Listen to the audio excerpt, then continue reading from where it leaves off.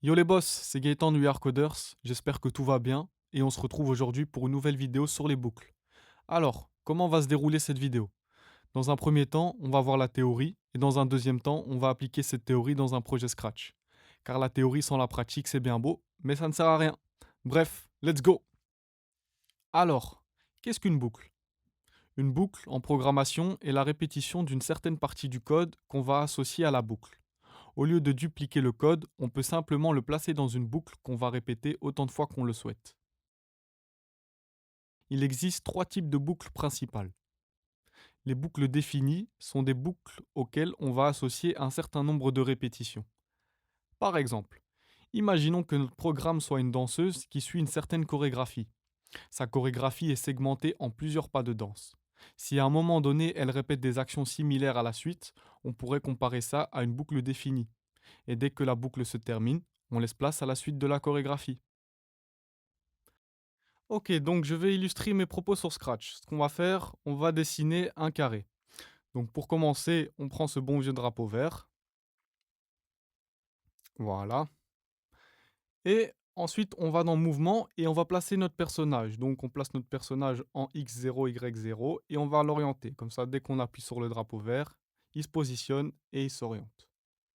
Ensuite, on va chercher une extension qui sera notre stylo, qui va nous permettre de dessiner notre carré. Voilà, donc on va effacer tout. On va prendre le bloc effacer tout pour effacer tout ce qu'il y avait au préalable. Et on va prendre stylo en position d'écriture pour dessiner une forme. Ensuite, on retourne dans mouvement et on prend le bloc avancé de 10 pas. Au lieu de 10, on va mettre 100 pas. Et on peut lancer notre programme pour voir ce qui se passe. Voilà, là on a bien notre personnage qui avance et qui dessine une ligne. Après, on va ajouter un temps d'attente. Donc dans contrôle, on va mettre attendre une seconde. Au lieu de mettre une seconde, on va mettre 0,5. Comme ça, on a le temps de voir ce qui se passe. Voilà. Après, on va également mettre tourner, le bloc tourner. Donc, on va tourner de 90 degrés, vu qu'un carré, ça a des angles de 90 degrés. Et on va de nouveau mettre un temps d'attente pour qu'on ait le temps de voir ce qui se passe. Voilà. Donc là, on a notre personnage qui avance et qui tourne de 90 degrés. Donc, à partir de là, on pourrait dupliquer les blocs, comme ici. Et encore une fois. Voilà. Et vous voyez qu'on a bien un carré qui se dessine.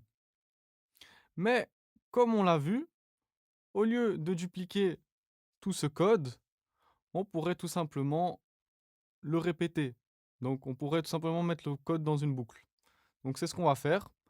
On va prendre une boucle et on va répéter 4 fois. Et vous voyez que si on lance le programme, la magie opère et il dessine bien notre carré. Et voilà.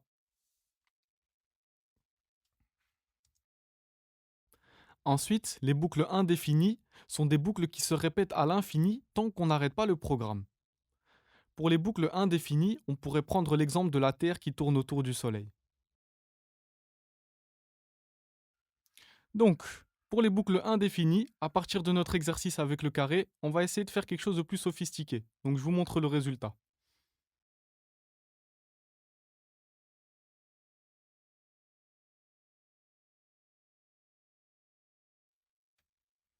Donc, pour arriver à ce résultat-là, la première chose qu'on va faire, c'est enlever les temps d'attente.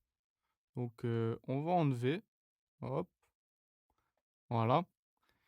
Et aussi, ce qu'on va faire, c'est cacher notre personnage, cacher notre sprite. Donc, on va aller dans Apparence et prendre le bloc caché. Ensuite, quand on lance le programme, on voit que le chat a disparu. Prochaine chose à faire, c'est créer une variable. Alors, on va créer une variable longueur. Voilà. Et on va ajouter mettre longueur à. Et vous voyez que si je mets longueur à 100 et que je mets longueur à la place de avancée de 100 pas, on a toujours le même résultat. Ok. Mais le but, ça va être que le carré devienne de plus en plus grand. Donc, on va mettre longueur à 0. Et on va à chaque fois ajouter 1 à longueur quand il a fini de créer un carré. Et pour ça, justement, on va utiliser les répétés indéfiniment. Voilà.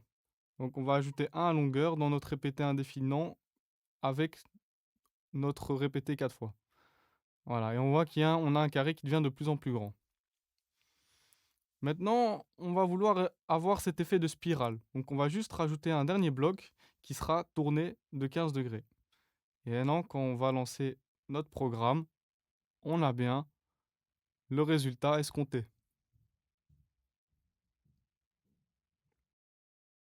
Il existe également les boucles conditionnelles, qui vont s'exercer tant qu'une condition est respectée.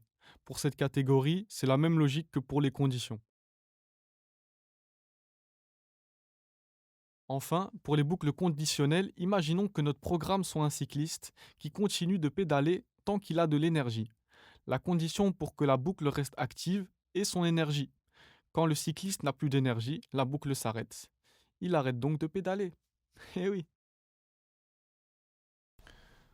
Alors, ce qu'on remarque avec le répéter indéfiniment, c'est que la spirale ne s'arrête jamais de dessiner en fait. On voit que si on n'arrête pas le programme, bah, il va continuer à créer des carrés.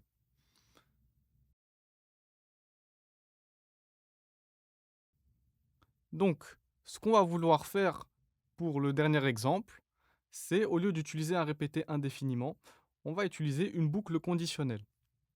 Donc on va ranger ça et on va prendre répéter jusqu'à ce que. Voilà. Et on va de nouveau placer notre code là-dedans. Donc vous voyez qu'il y a une case de libre. C'est là-dedans qu'on va placer notre condition. Donc la boucle va être répétée jusqu'à ce que, et c'est nous qui allons choisir jusqu'à ce que, quand elle va être répétée.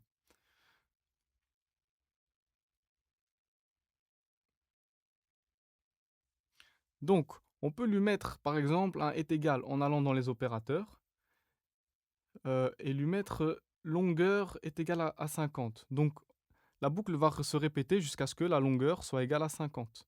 Et donc, si on lance le programme maintenant, on voit que la spirale se crée et qu'elle s'arrête quand la longueur est égale à 50. Donc voilà. Voilà, c'est déjà la fin de la vidéo. J'espère que vous avez appris de nouvelles choses. Prenez soin de vous et à la prochaine.